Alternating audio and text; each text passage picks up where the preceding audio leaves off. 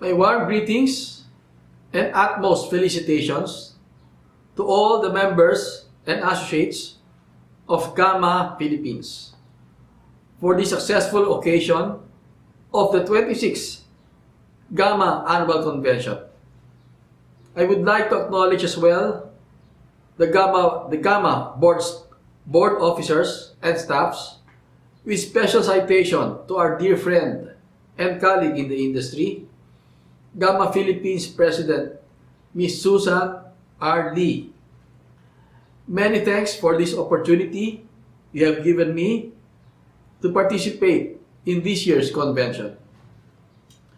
GAMA has always been close to my heart as one of the foremost industry organizations dedicated in providing activities that will provide learning and development among our agents and industry practitioners.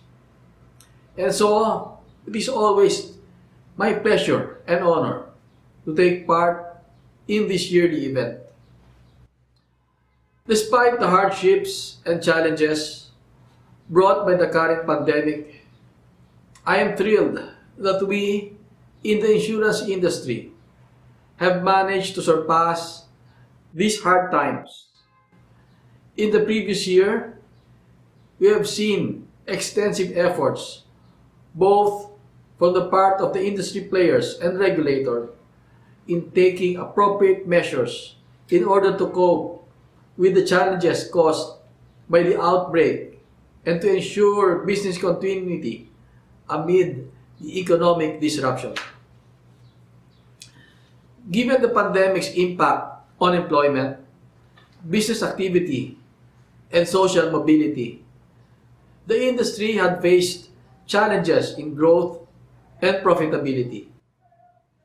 But as these restrictions ease and the economic activities gradually resume, I am glad to pronounce that the insurance industry is able to bounce back as well.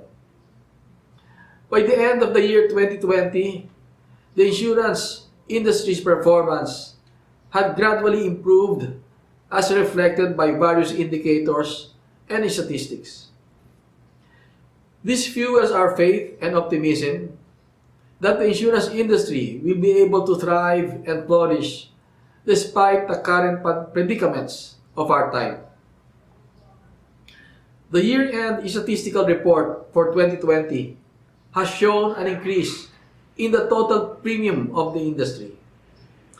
As the year closes, the industry recorded a 308 billion pesos of total premium, reflecting a 1.18% increase against the recorded figure in the same period of 2019. More so, the premium income of life insurance sector has inched up by 5.9%. It is worthy to take note that the quarantine protocols and restrictions began to relax by the end of second quarter of 2020, which could have been affected the policyholders' ability to pay their premiums or renew their policies. With regards to the effects of the pandemic, we can infer that the mobility restrictions somehow helped the middle class sector to save money. This has allowed the people to buy or renew insurance policies as more of our countrymen are now realizing the importance of life insurance coverage given the scores of health and mortality related issues spawned by the pandemic. However, the written premiums from the non-life sector decreased by 16.71%. The decline could be attributed to the fact that the public is currently more concerned in securing their lives and health than their properties. It could also be inferred that the loss of jobs and source of income due to lockdowns could have affected their ability to continue the payment of their policies. We have also seen a 3.88% decrease in the total net worth of the industry as of the year-end 2020 compared to the recorded figure of the same period in 2019. The net worth of the life insurance sector decreased by 11.53%. In contrast, the net worth of the non-life sector increased by 7.66%. This increase in the net worth of the non-life sector could be attributed to the increased capitalization and minimum net worth requirement which our local insurers must comply with. On the other hand, the total investments of the industry has hit 1.7 trillion pesos, climbing up by 6.97% from 1.59 trillion pesos in 2019. The total paid-up capital and guarantee funds of the industry also rose by 9.5%, reaching an amount of 68.19 billion pesos by the year-end 2020 from the recorded 59.54 billion pesos in the same period in 2019. Looking into these numbers, we can infer that the insurance industry has been faring well so far despite the challenges posed by the current pandemic. The insurance industry had experienced setbacks at the beginning of the year, but it managed to recover and get back on track as we close the year 2020. Such growth is evident by the year-on-year increase in the insurance penetration. As of the year-end 2020, the insurance penetration has reached 1.71%, a significant increase from the recorded 1.64% penetration rate in the same period of the preceding year. Amid the current challenges, we in the Insurance Commission serve our purpose in moving towards the improvement of our service to our regulated entities. As of this date, we still opt for the online submissions of reportorial requirements and technology-assisted transactions in order to minimize the exposure and prevent the possible contagion of the virus.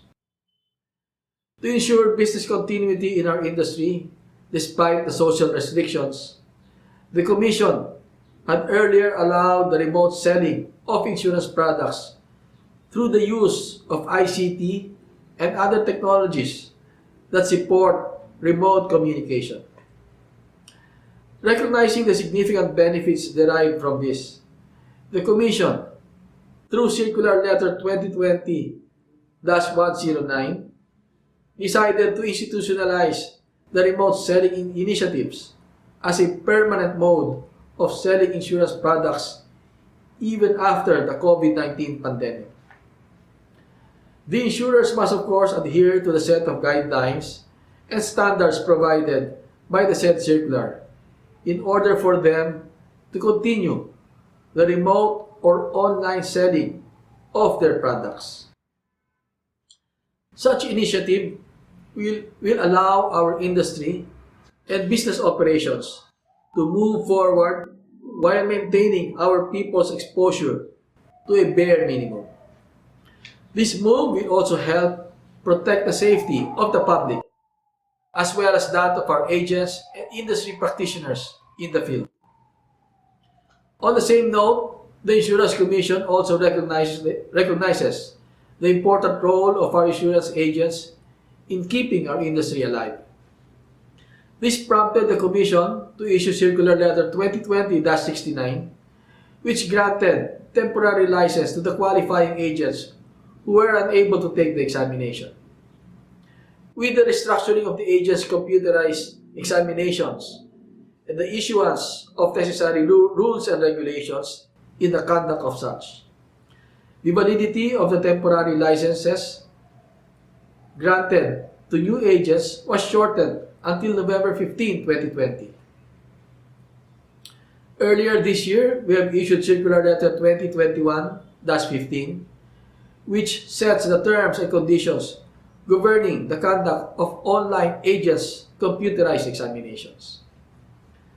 Still part of our measures to cope up with the challenges of our current time, the Insurance Commission has opted to develop and adopt the Insurance Commission Financial Crisis Management and Resolution Handbook.